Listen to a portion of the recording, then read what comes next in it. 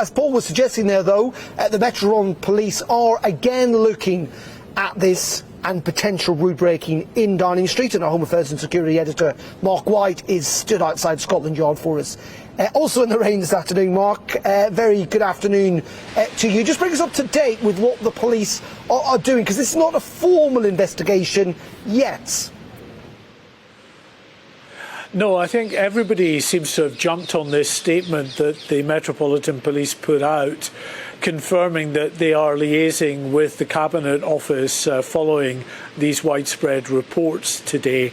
But really, this is just a reiteration of the situation as it stands. They have been in constant communication with the Cabinet Office since these allegations of Downing Street parties first emerged last year, and that is something that they, as I say, continue to do. If they say that there is anything that suggests there may have been a criminal offence that is substantial for them to start investigating, they will do that. Now, it may be that with what has been leaked now in the form of this email, it's not been denied that this is a legitimate email by Downing Street, and despite Downing Street's stance on not wanting to comment on an interview, an investigation that is already underway by Sue Gray, you can bet your boots that if it was not a legitimate email and that there wasn't an event that took place on the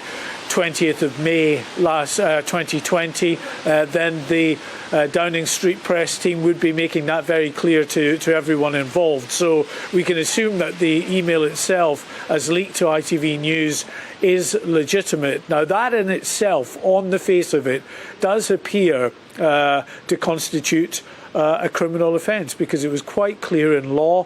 The COVID restrictions that came in late April into March into April, I should say, of 2020 gave the powers, of course, to the police to enforce those COVID rules and regulations. And at that time, it was specified that you could not meet outside with more than one person, not from your household. And clearly this event, even if attended just by 30 odd, was in breach of that, let alone, of course, the invitation that went out to 100 or so. So it may be, and Scotland Yard acknowledged this, that it is possible that they may stall that Sue Gray investigation as then they take over a formal investigation into this email. No indication that they're going to do that yet, but the situation is still very fluid.